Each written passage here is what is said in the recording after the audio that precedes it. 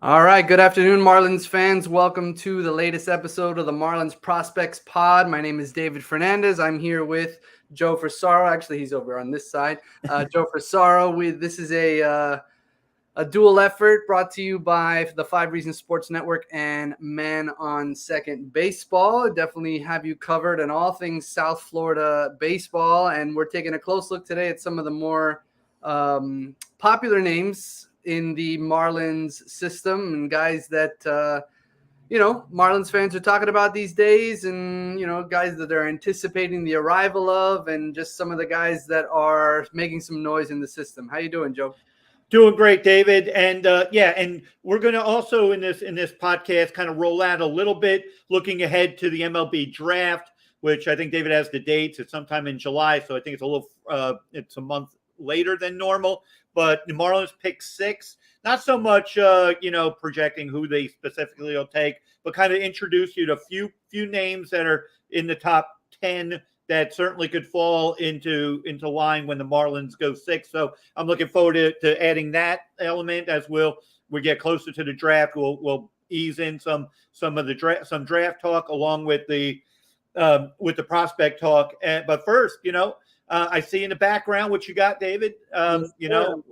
We are our good friends at Dugout Mugs. They've got the wooden bat. Marlins finally arrived. I have the aluminum one. I have one of those downstairs as well, the wooden ones. So you can check it out, on the bottom of the screen, dugoutmugs.com/man-on-2nd. You like what we're doing, want to help us out, click on that link and order your mug today. Perfect for the weekends and weekdays and whenever the games are on. And, we're kind of doing this podcast as the Marlins are playing the day game. I think it's the 7th inning right now against Arizona on Wednesday. So if you catch this podcast later in the week, this is our time frame. We're talking Wednesday afternoon. And David, up in Jacksonville, Max Meyer continues to perform. And down here in Miami, the roughest week for the Marlins starters overall. But on the Wednesday, Elieser Hernandez, a little rocky start. What's your thoughts on Max? What's his timeline? And, what are you seeing and what do you think? Yeah, so, Marlins Twitter had a bit of a meltdown this afternoon when Elieser had his meltdown, and we saw him give up another home run. It hasn't been in the cards for him this year. Coming into today, so it's already worse, but coming into today, he had a 5.75 ERA in those 4 starts. He had given up 6 homers. We saw his struggles here this afternoon. And, Max Meyer is knocking on the door. He's about to knock the door off the hinges because he's proven basically everything that you can prove at this point in the minor league systems. He had another solid start last week. He started in Charlotte last week. It was the longest pro start of his career. He went 6 2/3 innings in Charlotte. In that start, gave up 1 run, 6 hits. He walked 1. He had 6 strikeouts. At this point, as it was said in the Herald, and as we've heard from other people, it's when, not if, for Max Meyer. And he's been great, and he's the changeup, which was sort of the thing that might have been holding him back early on. The changeup has been solid. His location has been good. Through 5 starts now with Jacksonville this season, he's 2-0 with a 1.71 ERA, which is the second best ERA in the International League. He's got the best WHIP in the International League, 0.80. He's got the second best batting average against. He's 158, and he's tied for second in strikeouts with 33. He's only given up 21 base runners in his 26.1 innings so far. And again, there's not a ton for him to prove at this point. He hasn't completed a game, but that's literally the only thing that he hasn't done at the minor league level. And I don't know that you want to stretch somebody out, that far at this point. The people in Jacksonville, again, they're just waiting for the call at this point to see Max Meyer move on and move on to help the Marlins. And the reality is, he looks like he's a better pitcher right now than Elieser is. And considering the struggles in the starting rotation, as you mentioned, he could definitely be a lift here for the Marlins. Yeah, I'm just looking here at Elieser, 4 innings on Wednesday. So in his 5 starts, He had his second start was 6 innings, and then he had 1 5-inning start, and everything else has been 4 2/3 or 4. So they're not getting the length from Elieser, and which is another issue when you're dealing with. The Marlins made a decision I didn't necessarily agree with on our Man on Second podcast. We touched on it with Eric about the Marlins' decision to go with 13 pitchers. This month they were afforded the opportunity to go with 14, which gives you more opportunity to rest your relievers. And what we saw immediately when they did that, I think they got a little confident that their starters would automatically be 6-7 innings. In a perfect world, that'd be great.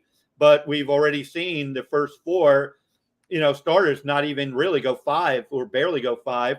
And now the bullpen's starting to get taxed and they're 1 arm short. So to me, this is the issue. If you're going to bring Max Meyer in, then you're relegating Elieser to the pen. Well, are you going to change your thinking and go with the 14th pitcher? Or are you going to send Cody Poteet, who's been throwing pretty well, send him back because you really need 2 right-handed long relievers? It seems a little redundant. So I think that's just, to me, the roster situation they put themselves in. If we're talking about strictly Max Meyer, the prospect, the Seattle Mariners were just in town, and they have Julio Rodriguez, like the number 3 prospect in baseball, 21 years old. Max is 23. He's already up here. He had his first big league homer down here. Grayson Rodriguez in Baltimore, regarded generally as the best pitching prospect in the minors. He's knocking on the door and apparently is very close to his major league debut. So when do the Marlins make that call? I mean, the 7-game winning streak allowed them some flexibility for a losing streak or a rough patch, and you're still in pretty good shape. But when you're acting and you're using analytics to say we're trying to win every game, and you have now a new CBA that basically the whole service time manipulation aspect of the sport is removed, you have to feel confident that Max Meyer is deserving of being in the big leagues and figuring it out. Because what's you going to do? Give you 4 innings? Well, that's what Elieser is giving you. Yeah. And if you want to manage that, you could be creative. You could say, if you put yourself in that position, if you think Max is good for 4, we'll go 4 with Max to start and have somebody there to maybe pick up 2 to make it, you could almost do a little spring training type stuff. You could do this a little more with the 14 pitchers, but at the end of May, everyone's going to be down to 13 pitchers, and that's the way you're going to have to run all the way through September. So again, I thought that was curious that the Marlins, decided against going with the extra pitcher. But this is the position and the decisions they're making, and ultimately they're going to be judged on the decisions they're making. Yeah, absolutely. As you said, the roster construction, both like the current active 26-man roster and the 40-man roster, both of those, they've made some interesting decisions there, and they have an open spot on the 40-man roster at the moment, which Max Meyer could fill. They DFA'd Sean Armstrong this week, so they can add him to the 40-man without DFAing anybody else. But still, what they've kind of painted themselves into a corner, as you said. But the reality is, they're in the middle of a stretch, 16 games in 16 days. They need arms, especially if their starters, they're not going deep into games. They need those extra bullpen arms. We've seen them kind of had this revolving door on the back end. Castano has come up and down. Zach Pop has come up and down. Poteet might join that rotation. He threw today again, I think. So they have some issues there with the arms and the availability of the arms. As far as Max Meyer is concerned, his next scheduled start for Jacksonville is this Friday. So he could conceivably join the Marlins in San Diego when they leave and still, generally be on turn if they decide to start him. I'm not saying that he would replace, Sandy or Pop. Yeah, they could give everyone a 6-day or something. Yeah, like that. They could that full 5th and pitch him on a 6-day. Yeah, they could be creative if that's the way they're thinking. I'm not sure that's the way they're thinking. I'm sure they're thinking, they're going to want to win today, beat the Diamondbacks, and salvage the final game of the series, and then go to San Diego. But it's again, there's the playing in the moment mentality, and but there are also long-term consequences. You're playing for 6 months. You're not playing for the day all the time. And that's not development or conceding. That's just operating. If you're running a marathon, you don't have your best mile. You're not looking to set your best mile in mile 3 and run a 5-minute mile and then try to go finish the rest of the marathon. There's a process to a whole season. And again, it'd be curious to see what they do at Max. And I know we talked a lot about Max. And let's talk about somebody who's on the 40-man.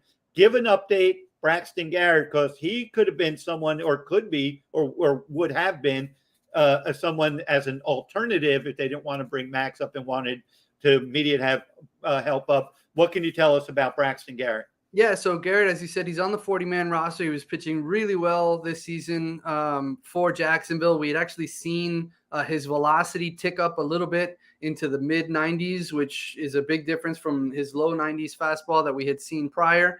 But he landed on the minor league injured list with a shoulder issue. I think they called it a shoulder impingement. And those, there's no real telling as far as the timetable for those. Jose Devers, who's still on the injured list, has had the same sort of injury, the same sort of shoulder issue, and he's only now working his way back. Those are both guys that are taking up space on the 40-man roster. If this is a serious shoulder issue for Garrett, maybe he lands on the 60-day IL. I mean, that could sort of give them a little bit of wiggle room as far as the 40-man is concerned, but it's really unfortunate. Hopefully it's not a serious shoulder issue, because he has been somebody that's pitched really, really well in Jacksonville. But him moving to the injured list actually allowed the organization to promote one of their sort of new interesting prospects, somebody who landed on their top 30 for MLB Pipeline when Cody Poteet graduated, and that was Bryan Hoeing, who was promoted from AA Pensacola, and he's going to take Garrett's spot in the Jacksonville starting rotation, and he's been really, really good so far. Yeah, I did a little research. I poked around with some people to kind of give me some more on Bryan Hoeing, and what I can tell you, 91 to 94 fastball, power sinker, and a slider mix. The changeup, though, is a pitch that's really kind of been a separator for him this year. He's really brought that to the forefront, and apparently very athletic. And I like athletic pitchers because they can adjust well. If their mechanics are a little off, they can field their position generally really well as well. And I always like bulldog competitors, and he apparently he checks that box as well. So interesting to see what Bryan Hoeing is going to do. I know the organization's very high on him, and we look forward to seeing him join.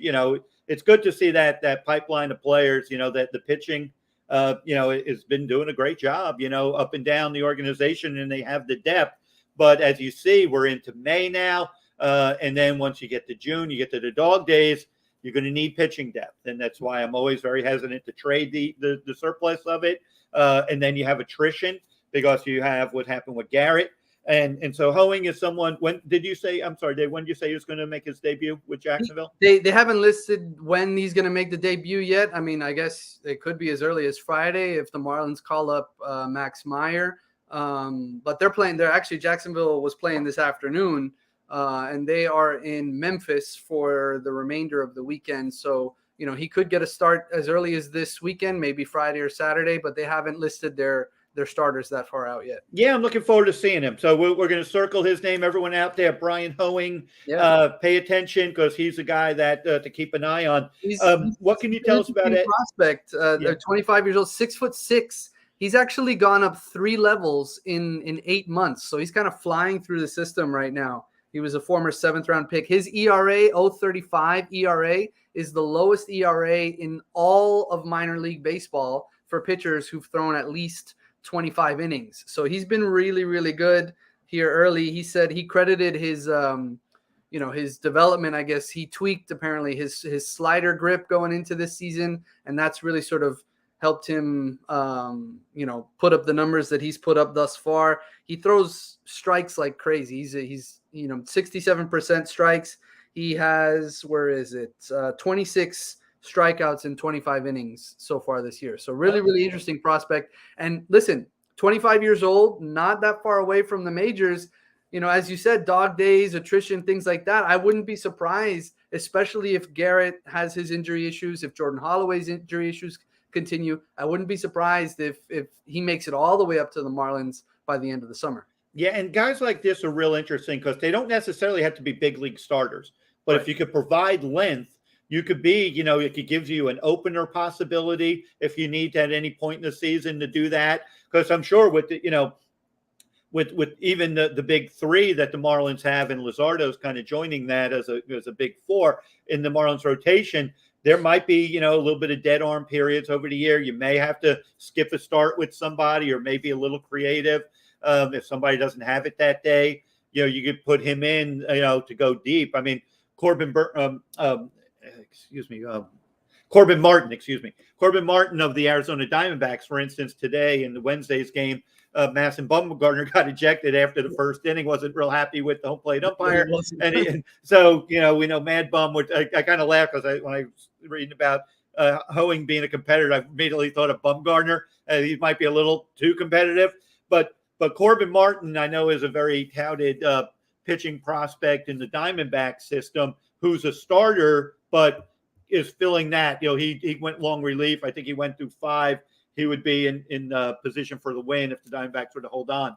John Birdie actually just homered right now. So the Marlins are now down 6-4. But Corbin Martin would be, that type of guy. Maybe Bryan Hoeing, could be someone like that. He comes up, adds length to your bullpen, and also could spot start for you, if not be a guy that comes in. But he could fall right in there, like you said, do with Daniel Castano, with Cody Poteet. You can never have too many of those guys. No. They add a lot of value, and we're certainly going to keep a close eye on him. I want to segue over to a prospect who's very heralded, but has dealt with some discomfort in his arm, Edward Cabrera. He was made a start or so down in Jupiter, and I guess he got called up to Jacksonville. I'm not really worried so much about Cabrera's stat lines right now. I'm more interested in seeing what Cabrera's health and how the ball looks coming out of his hand. What can you tell us? Yeah, I mean, he looked good the other day for Jacksonville. Made his first start for Jacksonville. Again, they're in Memphis, and he only went 4 innings. He gave up 2 hits, 2 earned runs. He had 4 walks though, so the command wasn't quite there. He only had 2 strikeouts. He had 64 pitches total. Only 34 of those went for strikes. So he was sort of consistently falling behind hitters, but the velocity was there. The stuff is there. It's just a matter of, building up the arm and finding that consistency. He's obviously going to get at least another turn in Jacksonville. You want to see him get beyond 4 innings because he's only thrown 4 innings. Like his 2 starts this year, both of them have ended after 4 innings. So, you want to see him sort of establish that length. But for him, it's a matter of, as with so many pitchers, location and command. He has to be able to command that stuff. We've seen it. We've seen the fastball. We've seen, his breaking ball. Like he has the stuff to be a frontline MLB starter. It's just a matter of getting past these injury issues, getting past those, the bicep or the arm concerns, and consistently sort of going out there every 5th day and producing. And again, he looked good in his first turn with Jacksonville. I'm curious to see how he looks when they come back. They're in Memphis through the weekend, and so then they come home for a set against Nashville, I think. And so I'll try and make it out there and get to one of those starts. I think, David, with him, I want to see him built up. I guess 4 innings and 60 pitches. Yeah, I guess that's about where he is right now. So he's clearly not like putting himself immediately to be a rotation piece. So I wonder if there's any concern about his well-being and durability. Do they try a little bit this year for a bullpen type of role for him? Maybe he's a couple inning guy. Kind of help out. I don't know if his arm, or if he's one of those that takes forever to warm up type of guy. He certainly is, to me, a starter mix, pitcher. But if you want to maximize your entire inventory of players, is this year for him more just get some confidence in the big leagues with, establishing health and then letting it rip, or or do you just kind of build him up? Because I don't see him here before June. If he's, Oh no, you know what I mean? It's like he just seems a ways away, because it's one thing to get 4 innings, 60 pitches. Let's say he gets to 90 pitches, but how effective are those? I mean, it's one thing to throw it, but are you sharp? Are you ready to get hitters out? Not just is your arm stretched out where you're confident you could go. So I'm keeping an eye on Edward, because he seems a little baffling right now. I think the emergence of Max Meyer obviously being ready for the majors, is probably going to buy Cabrera a little bit of time at Jacksonville to kind of sort those things out, to find and kind of hone in as far as the command is concerned, because really that's where he needs to lock in. He needs to be more efficient with his pitches. He's falling behind hitters regularly. I want to say he fell behind almost every single almost every single hitter that he faced in Memphis. So, again, there are some concerns there, but I think the emergence of Max Meyer being MLB ready buys Cabrera a little bit of time, a couple weeks, a month, 6 weeks, something. So, the Marlins don't have to rush him. Yeah. Let's segue over. Well, let's talk about the offense a little bit.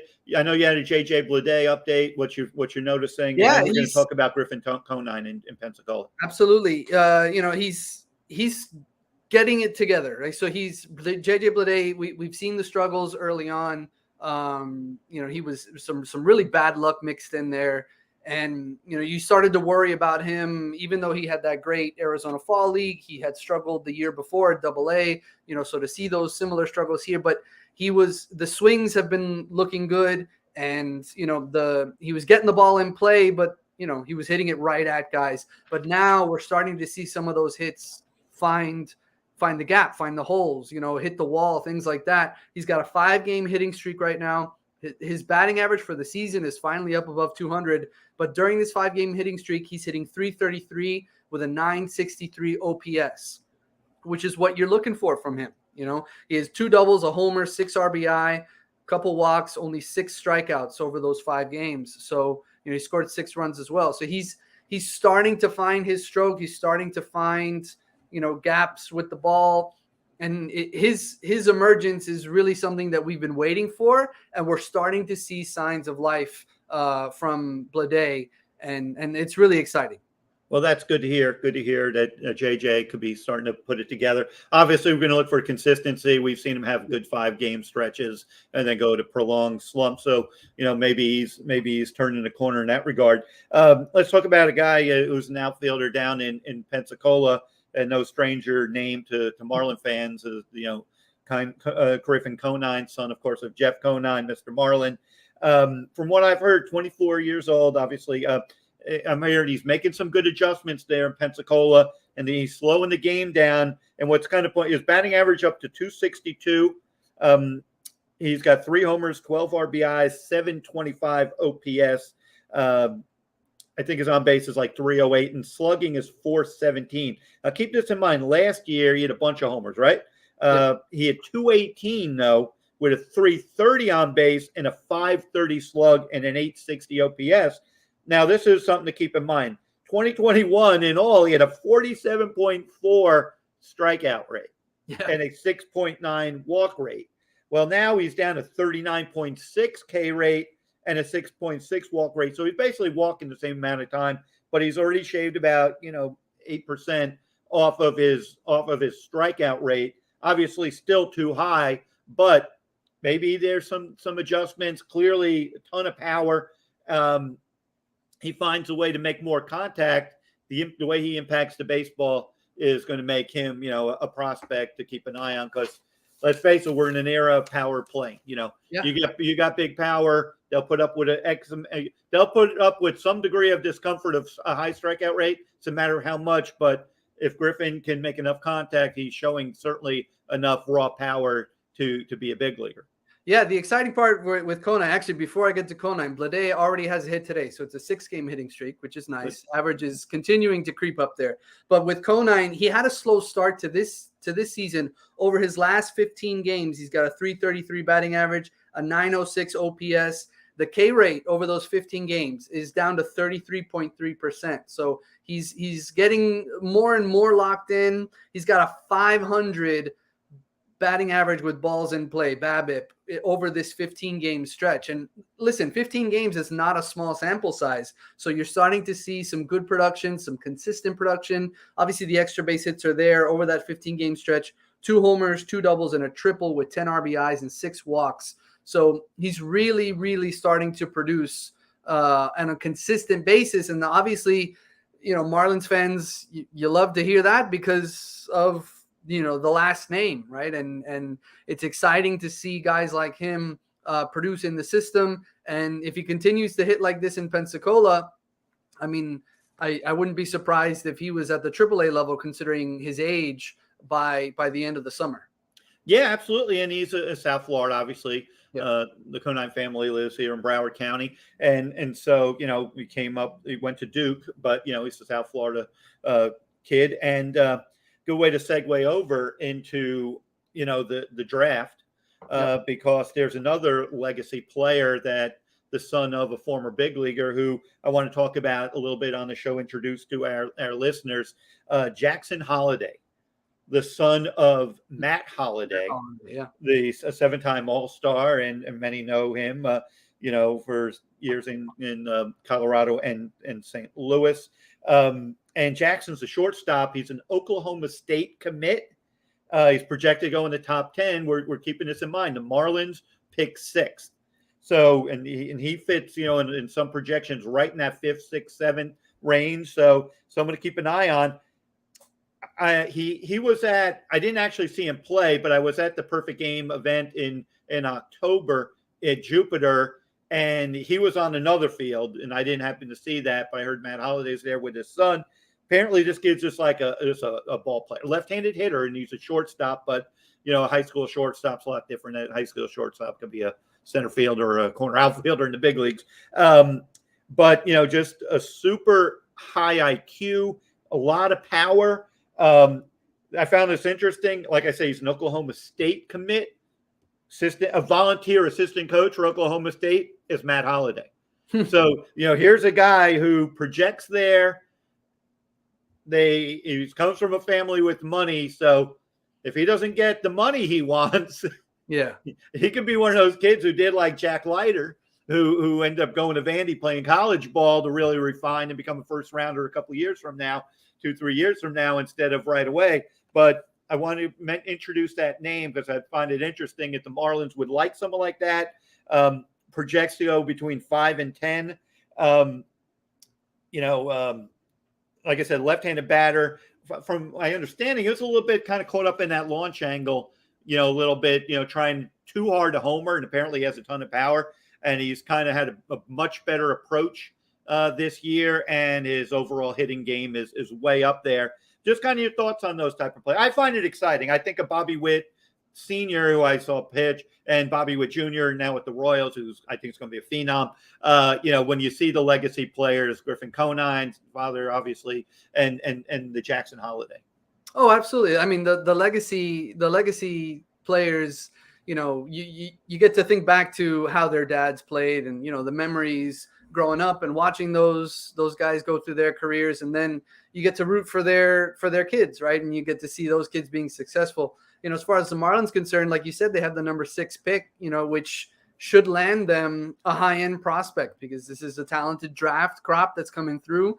And, we don't foresee the Marlins picking this high in the draft order for much longer, right? If the plan kind of goes the way that it's supposed to go, it should be in the 20 to 30. Yes, exactly. So, this could be, the last opportunity for the Marlins to pick this high in the draft for hopefully the foreseeable future, right? So if they can land a guy like Holliday or some of the other really talented prospects, they've had, I think we spoke about this briefly last week, they've had a lot of success with high school with high school players. Even though they went with Max Meyer, obviously, who's a college kid, most or one of their more recent drafts, but still they've had a lot of success with high school talent. So it'd be interesting to see, if they're able to get their hands on somebody like him. And again, having a legacy player in your system, that's a lot of fun. We're going to root for guys like Conine. We're going to root for, Holliday if he ends up with the Marlins system. And,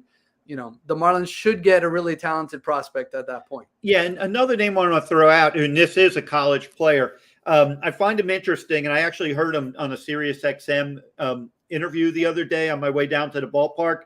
Kevin Parada, I think I'm saying it right. Catcher from Georgia Tech, regarded as the best catcher in the draft.